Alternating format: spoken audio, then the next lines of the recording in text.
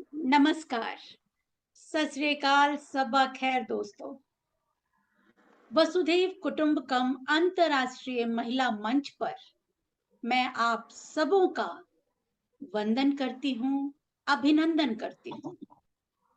आज के एक नए कार्यक्रम के साथ खास मुलाकात आज की रात मैं आपसे रूबरू हो रही हूँ। इस बात के लिए मैं अपने आप को बहुत ही गौरवान्वित महसूस कर रही हूँ। दोस्तों, जन्म और मृत्यु तो इस जीवन का सत्य है जिसे इनकार नहीं किया जा सकता, पर इनके बीच की यात्रा अनुभवों का वो पुलिंदा है जो कभी ना कभी हमें भी अवाक कर देता है और हमें एक कहानीकार बना देता है, जिनकी कहानी आने वाले वक्त के लिए प्रेरणा का अभिप्राय बन जाती है। कहते हैं, गुजरा हुआ वक्त जो गुजर जाएगा, गुजरा हुआ वक्त तो गुजर जाएगा। अगर कुछ पास रह जाएगा जो बरसों बाद भी याद आएगा, तो वह होगा इस हसीन मुलाकात का कोई रोशन सा लम्हा। और इस हसीन लम्हे को रोशन करने के लिए मैं आपकी मुलाकात एक शानदार शख्सियत से कराने जा रही हूं, जिन्होंने अपने जीवन यात्रा को एक नया आयाम दिया, अपनी राह रोशन की और दूसरों के लिए प्रेरणा स्रोत बनी। और उनसे हमें रूबरू कराने जा रही हैं शैली जी, जो लखनऊ की खुशबू समेटे हमारे बीच हमारी होस्ट हैं। और हमारे खास मेहमान हैं नीलम महाजन चराया जी। बहुत बहुत स्वागत है आप सब दोनों का, बहुत बहुत स्वागत है आप सबों का। आप सब आए और इस कार्यक्रम में चार चांद लगाया है आपने। आपका आना ही हमारे लिए सौभाग्य की बात है। मैं तहे दिल से आप दोनों का स्वागत करती हूँ और वसुधैव कुटुंबकम के इस नए कार्यक्रम के लिए ये हमारा ये आगाज है जो आपसे इसकी शुरुआत होने जा रही है। नीलम जी, मैं एक ऐसी शख्सियत से सबों को रूबरू कराने जा रही हूँ जो अपने आप में बेमिसाल है। बहुत बहुत स्वागत है आपका।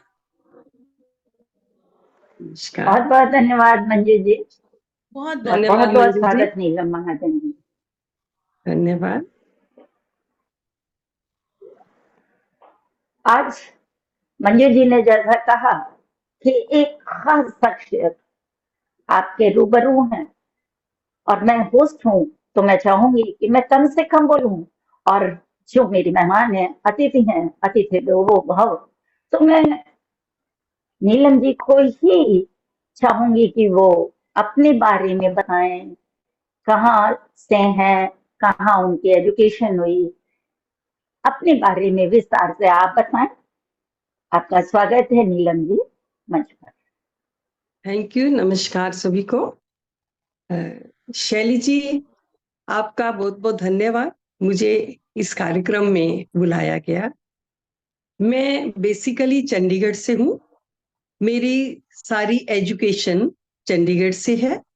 पंजाब यूनिवर्सिटी से मैंने डबल एमए किया, फिर मैंने कुरुक्षेत्र यूनिवर्सिटी से पोस्ट ग्रेजुएशन आप चंडीगढ़ में पढ़ी, मतलब शुरू से लेके और एमए तक? हाँ जी, एमए तक मैं चंडीगढ़ में पढ़ी और कुरुक्षेत्र यूनिवर्सिटी से मैंने एमफिल किया। तो सारी उम्र चंडीगढ़ बिताने के बाद और उसके बाद अपनी जॉब का पूरा समय मैंने हरियाणा में काटा, क्योंकि मैं हरियाणा गवर्नमेंट एम्प्लॉय थी। मैं यहाँ एज लेक्चरर सेलेक्ट हुई थी सबसे पहले बहादुरगढ़ में, बिल्कुल अनजान इस कल्चर से। और बहुत ही खूबसूरत कल्चर लगा मुझे हरियाणा का, क्योंकि चंडीगढ़ में अच्छा था, बहुत अच्छा था, पर एक अलग ही खूबसूरत मेरा सफर रहा। और इस सफर में कैपिटल से, मतलब चंडीगढ़ जो है वो कैपिटल टाउन है। अपनी इतनी लंबी जिंदगी कैपिटल टाउन में बिताई, उसके बाद हरियाणा में जाके एक छोटे शहर में, आपको कुछ लगता नहीं लगा? नहीं शैली जी, एक जोश होता है, एक उम्र होती है, ऐसा जोश था मेरे में कि जॉब तो करनी है। और जैसे ही उस जमाने में ऐसा नहीं था कोई सिफारिश लगे, बड़े आराम से हम लोगों को जॉब मिली मुझे। और जैसे ही मेरे को मेरी फर्स्ट अपॉइंटमेंट हुई, तो मैं हमारे नाहड़ गांव है, बहुत छोटा गांव है जिसमें पानी तक भी नहीं होता था उस जमाने में, मतलब घड़े बिकते थे पानी के, ऐसे था। तो हमारे प्रिंसिपल ने मुझे कहा कि आप सोच लीजिए आप रह पाएंगी। मैंने कहा मैं बिल्कुल रह जाऊंगी।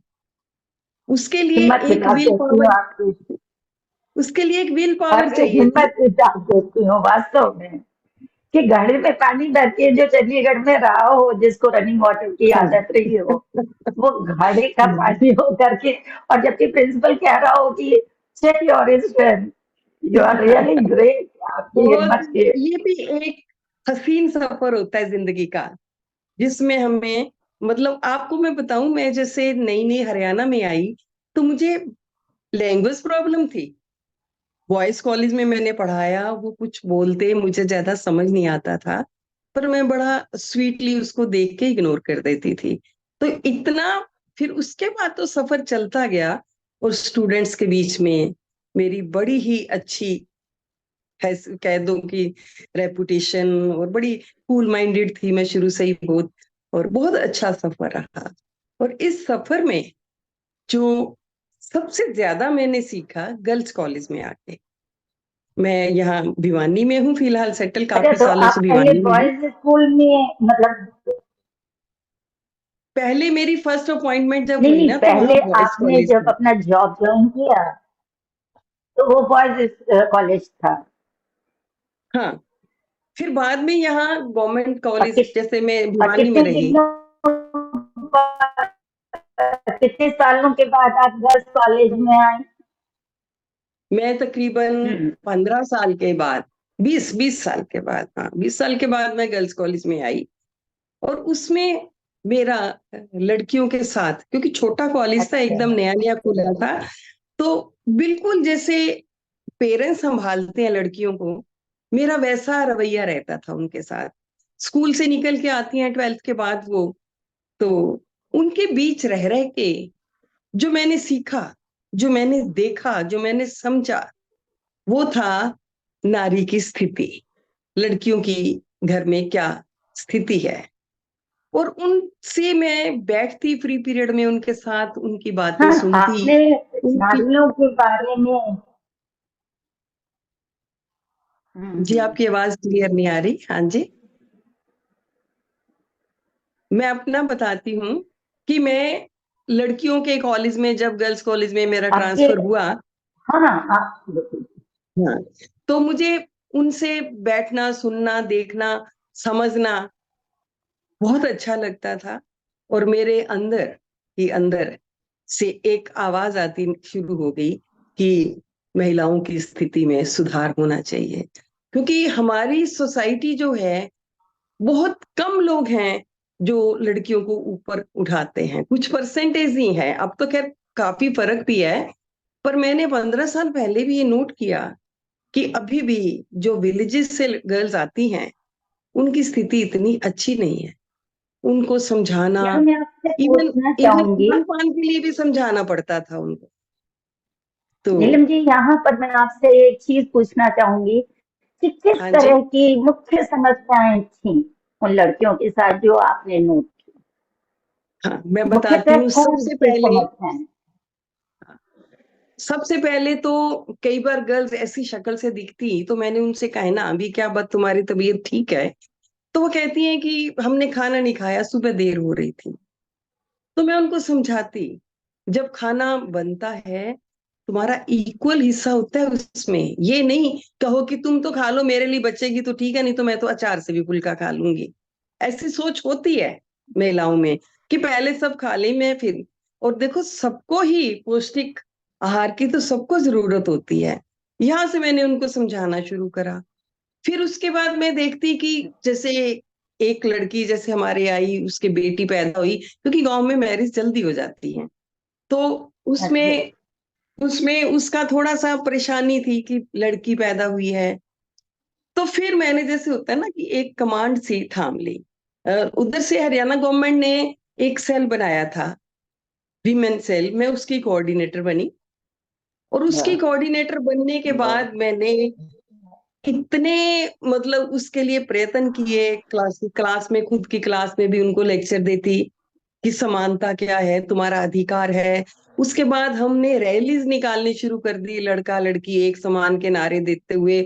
और तो क्या, जैसे झुग्गी झोंपड़ी वाले जो लोग हैं, उनके यहाँ हमने नुक्कड़ नाटक किए। भी एक लड़की डॉक्टर बन गई, एक छोटा सा टॉय सा खिलौना बना दिया, वो जैसे फीमेल फीटिसाइड चलता था उन दिनों बहुत। तो ऐसे ऐसे हमने नुक्कड़ नाटक किए। और जो मुझे जिस बात की मुझे हैरानी हुई, वो ये थी कि हमने जैसे ही कहा ना कि लड़का लड़की एक समान है, तो चांस की बात थी, एक झुग्गी झोंपड़ी में सिर्फ MP के लोग थे ज्यादा जो रह रहे थे। मध्य तो प्रदेश। उन लेडीज ने कहा कि हमारे तो बहुत लड़कियां हैं, चार चार पांच पांच लड़कियां हैं, ये तो तुम लोगों का ही कल्चर है कि भी लड़की नहीं पैदा करनी, लड़का ही होना चाहिए। तो मैं तो सुन के हैरान होगी। मैंने कहा ये अनपढ़ लोग ही अच्छे हैं जो ये तो सोचते हैं ना।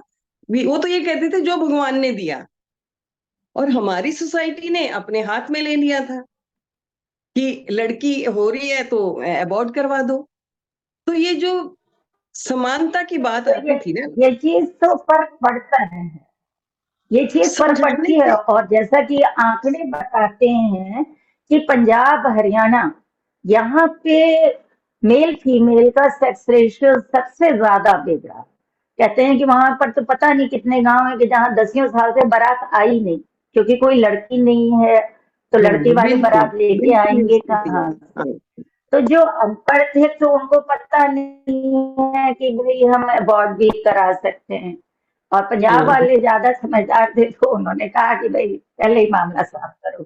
लेकिन ये चीज अब आप तो बताइए कि जिस लड़की की आप बात कर अब रही हैं तो जो उसकी काफी बेटी हुई थी, स्ट्रिक्टनेस है इस मामले में, उसको काफी आपने स्ट्रिक्टनेस है, किस इतनी तरह संभाला? नहीं रहा। हम्म।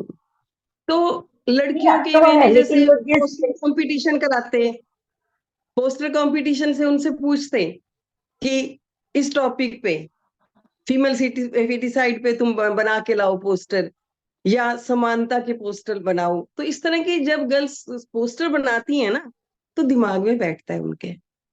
इवन फिर मैं उनको ये भी कहती कि अपने परिवार आसपास। वाले भी, क्या चीज? उनके दिमाग में बैठता है तो क्या परिवार वाले भी उनको वो हक देने को तैयार होते हैं? ऐसा आपने महसूस किया? जो मैं समझ पाई सबको देख के, जो मैं सबको देख के जी। समझ पाई, मुझे लगता था कि इन बच्चियों को तो ये अधिकार शायद ना मिले, पर कम से कम ये अगली नेक्स्ट फैमिली को अधिकार दे सकती। उनको ये बात सिखाया कि आपने सही। कभी कभी किसी बात पे ना कहना भी सीखो, समझाना भी सीखो। अब जब भी नारे लगते हैं ना समानता के, लड़का लड़की एक समान, या मतलब अधिकारों के, कि हमारे राइट्स लड़कों की तरह के होने चाहिए, सभी हर चीज में समानता का व्यवहार हम चाहते हैं, तो पहले एक जनरेशन को तो हमें ये अच्छे से समझाना पड़ेगा। मैं कहती थी आप अपने आसपास जो तुम्हारी सहेलियां हैं, तुम्हारी भाभियां हैं, जो उनसे बात करो, उनको समझाओ, वो ज्यादा समझ सकती हैं इन बातों को।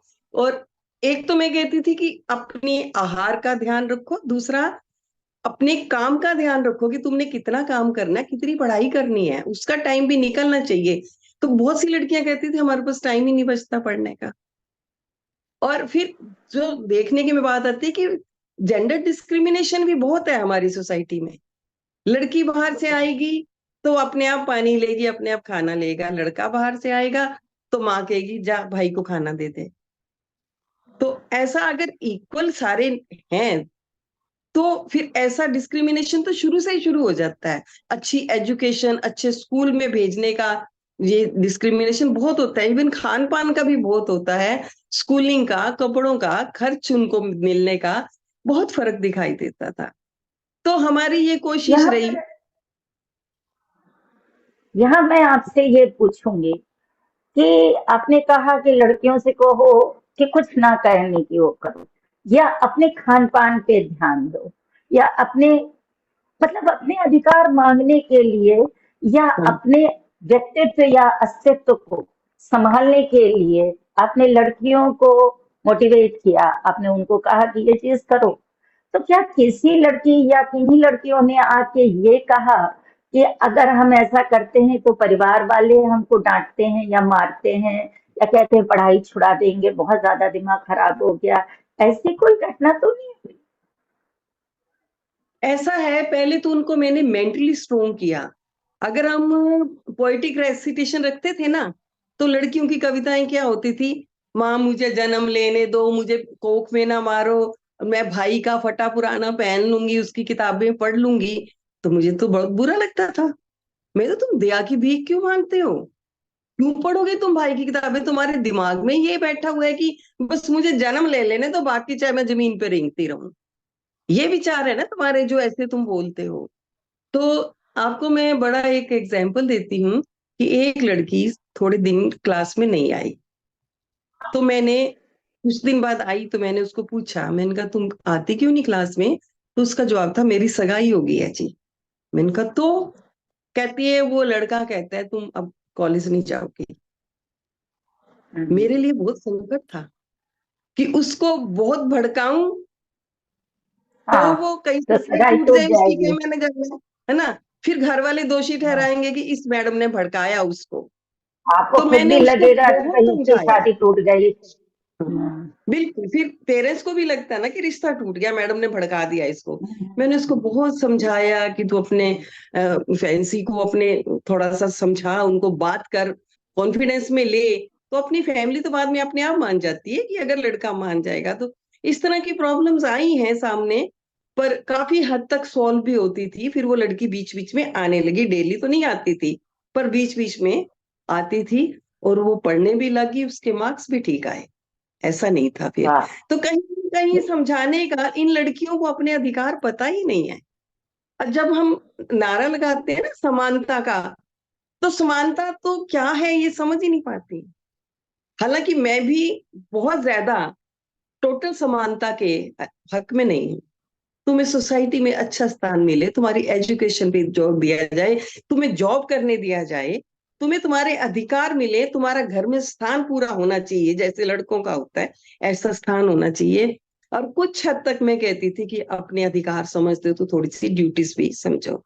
अगर अंधाधुंध हम सिर्फ अधिकार मांगते हैं तो सोसाइटी टूटती है। हम अपने समाज को बिखरते भी तो नहीं देखना चाहते। अब समाज बिखरता है जब वो कहेगी कि मैंने ये काम किया, तू भी ये कर। तू रात को देर से आए तो मैं भी देर से आऊंगी। तो अभी सोसाइटी बदलते टाइम लगेगा। हम ये नहीं कहते कि पूरी ऐसी समानता दे दो कि मैं भी बाहर देर तक रहूंगी, मैं भी लेट नाइट पार्टीज में जाऊंगी। तुम्हें अपनी, अपना सम्मान, अपना स्वाभिमान लेके चलना है, और अधिकार लेके चलना है। कहीं कहीं अपनी ड्यूटीज को भी साथ रखना है, क्योंकि जो है ना, औरत के लिए एक प्यार पाना बहुत जरूरी होता है। एक नए घर से आती, पिछले घर से आती है, नए माहौल में जाती है, तो उसको अपनी जगह भी बनानी पड़ती है। अभी हमारी सोसाइटी इतनी विकसित नहीं है, थोड़ी जगह बनानी पड़ती है, कुछ अधिकार मांग के, कुछ एडजस्टमेंट करके। आपके बहुत तो ये संतुलित चलता रहेगा विचार तो हैं। सोसाइटी टूटती नहीं इसमें बस। और आप मानोगे कि मुझे लगता था, मैं नहीं, इस पे आपने जो भी खूब कहा लेक्चर बहुत दूं, संतुलित बात कही आपने। तो मैं आपने बहुत आज से कितने कॉलेजेस वर्ष में गई, पहले। स्कूल्स में गई, वहां पर भाषण देती थी, स्कूल्स में जाके, कॉलेजेस में जाके, जहां मुझे मौका मिलता था। और इवन देखते देखते मैंने एक महिलाओं पे, जो मुझे वहीं से प्रेरणा मिली अपने कॉलेज से, मैंने एक पुस्तक लिखी उन दिनों सिर्फ महिलाओं पे, मैं मेघों को भरने वाली। मतलब वाह, वो कितनी, इस मैं पुस्तक के मेघों को बारे में कुछ भरने वाली बताइए फिर आप। भी मैं प्यासी। सारी सोसाइटी का आधार औरत होती है। मैं मेघ भरती हूँ और मैं फिर भी प्यासी हूँ। ये मतलब उसमें मैंने बहुत बच्चों को कहती हूँ, तुम मेरी पोएम याद करो, इसको बोलो। कॉलेजेस में, जैसे स्कूल्स में, लाइब्रेरीज में, मैंने सारी जगह अपनी बुक्स रखवाई ताकि बच्चे इनको पढ़ें। कहीं ना कहीं कुछ अधिकार तो समझते हैं। इवन कई पेरेंट्स कोचिंग नहीं लेने देते थे बच्चों को, लड़कियों को। और जो थोड़ी सी मुझे अच्छी दिखती थी ना, तो मैं उनको कहती थी तुम कोचिंग ज्वाइन करो साथ में, ताकि तुम निकल पाओ। और आज मुझे थोड़ी सी जो एक्टिव दिखती थी, मतलब मेरी जैसे फेसबुक पे फ्रेंड लिस्ट में मेरी स्टूडेंट्स हैं काफी, तो तो मैं ये देखती हूँ, कोई ऑस्ट्रेलिया में बैठी है, कोई जर्मनी में बैठी है, कोई यूएसए में, क्योंकि उनको इंजीनियर लड़के मिले, उनके साथ बराबरी कर सकी वो, और वो कहीं सेटल हुई। आज मैं उनकी फोटो देखती हूँ तो मुझे इतना खुशी होती है अंदर से कि जो वही लड़कियां हैं जो इतनी सहमी हुई आती थी और थकी हुई आती थी घर से, जो मैरिड थी, कई तो कहती थी जी सारा काम करके आना पड़ता है, और मैं उनको ये सिखाती थी कि तुमने काम करते करते भी अपना पढ़ाई से ध्यान नहीं हटाना, 2 पेज पढ़ो, उसको माइंड में दोहराओ। मैं हंसती थी, मैंने कहा वो गोबर थापते हैं ना, जब, आपको पता ही होगा शायद, मुझे बड़ा कॉमन है हाँ हरियाणा हाँ में गोबर भी हाँ, गांव में होता है, सारे गांव में मिलेगा। तो उस हम्म, उसके भी थापते थापते भी तुम पढ़ सकती हो। ये मत सोचो, तुम कोई लाइन याद करो, कोई जैसे इंग्लिश है तुम्हें मुश्किल लगती है, ऐसे लेटर पढ़ो, उसको दोहराओ मन में, तो सब कुछ हो जाता है। तो ये लेकिन जो नीलम जी, हमने, हाँ ये जी, जो विषय है ये बहुत लंबा है, और आपका जितना लंबा अनुभव और जितना लंबा योगदान है कि अगर हम लोग इस विषय पे बात करें तो घंटों और कई श्रृंखलाएं निकल बिल्कुल सकती हैं। लेकिन बिल्कुल। आपने अभी जिस अपनी पुस्तक की बात की कि मैंने एक किताब लिखी, तो साहित्य से आपका शिक्षा में, स्त्री सशक्तिकरण में योगदान देते देते साहित्य को भी आपने कैसे अपनाया या संभाला या किताब लिखी, इसके बारे में थोड़ा सा जानना चाहेंगे हम लोग। बस साहित्य को मैंने, मेरी शुरुआत जैसे तो बचपन में होती थी, 2-2 4-4 लाइंस लिखती है, कॉलेज मैगजीन है, उसमें जब हम पढ़ते थे, स्टूडेंट थे, तो छोटी सी कोई कहानी, कोई कविता दे दी उसमें। और उसके बाद मेरा कॉलेज में ज्वाइन करने के बाद, गर्ल्स कॉलेज ज्वाइन करने के बाद, मैं बहुत डीपली लिंक्ड हो गई उन बच्चों के साथ। किसी की भी कोई घटना होती थी, लड़कियों को भी लगता था कि मैडम को जाके बताएं, सोल्यूशन ढूंढती थी, चाहे उनका बहुत ना भी सुधार पाओ, वो लड़कियों का अंदर की बात निकलते हौसला बढ़ता है थोड़ा सा। फिर उसके बाद तो बस जैसे मैं रिटायर हुई, मैं 2013 में रिटायर हुई थी, उसके बाद मेरा टोटली मैं साहित्य को समर्पित हो गई।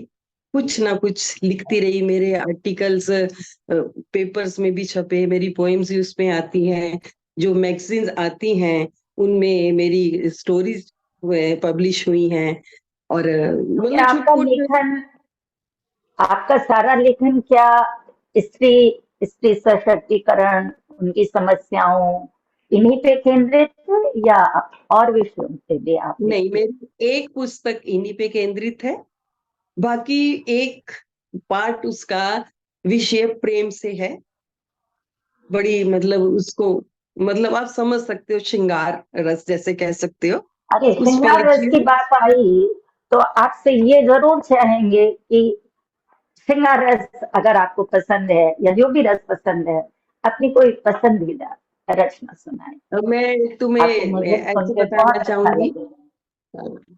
कि मेरे को दोहराना पड़ेगा थोड़ा। मैंने, मेरे हस्बैंड डॉक्टर हैं, और वो इन चीजों में नहीं इंटरेस्ट होता उनका, तो मैंने हम्म, एक कविता लिखी, एक कविता तुम भी मुझ पर लिख दो प्रियतम, एक कविता तुम बहुत भी मुझ पर लिख दो प्रीतम, सावन के बचपन की कोई छोटी सी कहानी ही लिख दो, वाह यादों में बिताए, यादों में बिताए दिनों की कोई बागवानी लिख दो, कोई वाह, कोई ऐसा बागवानी लिखो जिससे मेरे को भी कुछ होता है ना, फीलिंग्स आती हैं।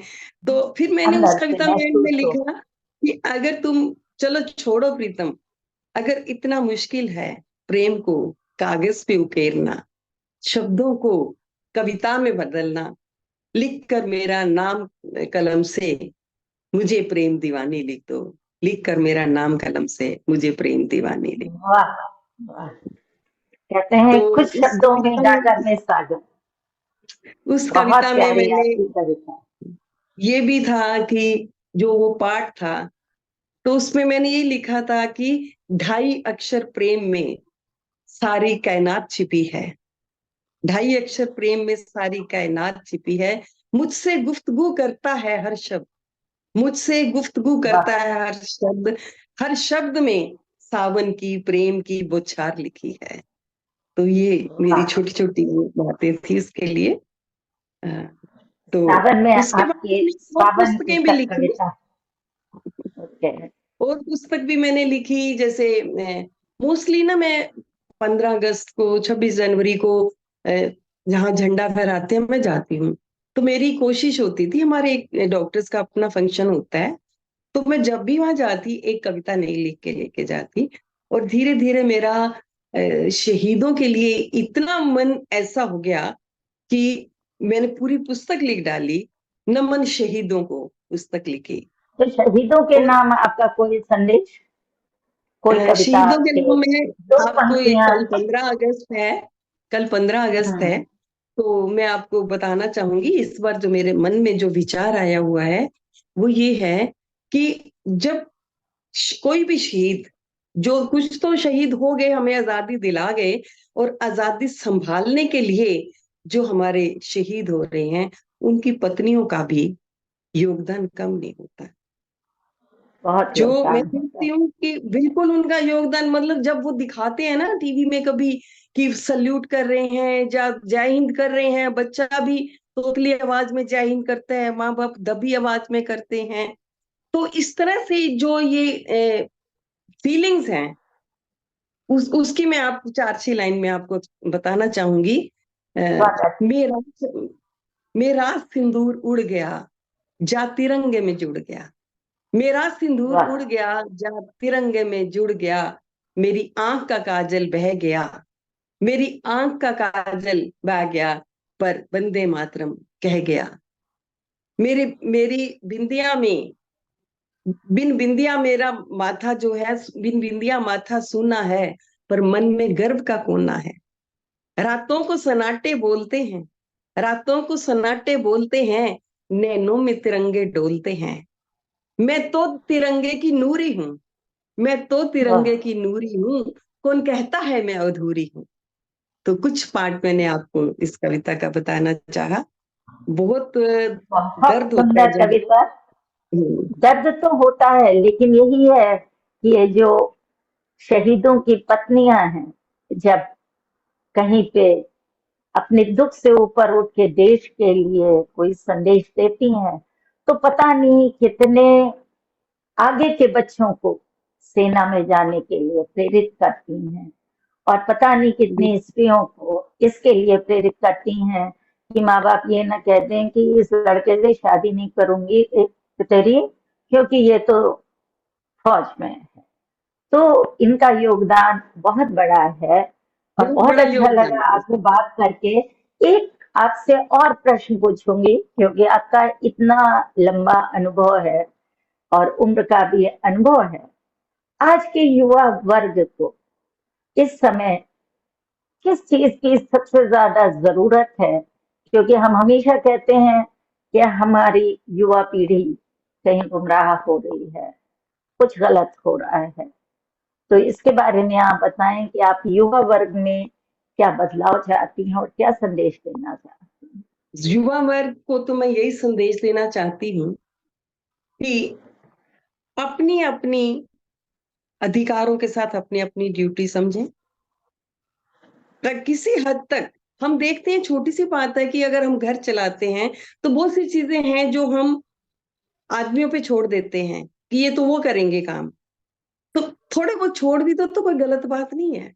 और बहुत काम है जिसमें हमें समान अधिकार मिलते हैं, जिसमें हम करते हैं मिलजुल कर रहना, और एक दूसरों की को समझना, चाहे भाई बहन हो चाहे पति पत्नी हो, एक दूसरे को समझना बहुत जरूरी है।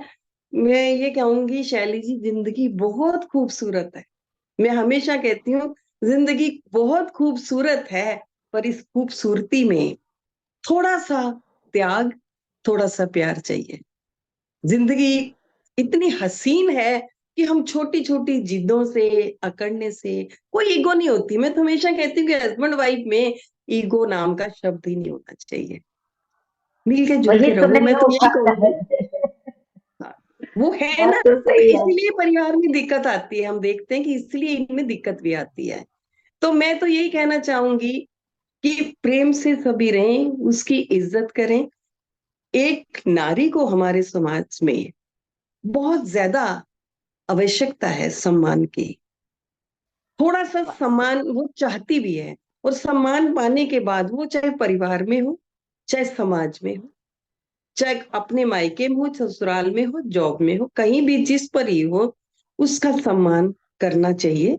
और जिससे क्या होता है कि आपका जो है ना, काम करने का ढंग, आपका रहने का ढंग, सभी इतना सुधर जाता है, क्योंकि आपको कोई टेंशन ही नहीं है।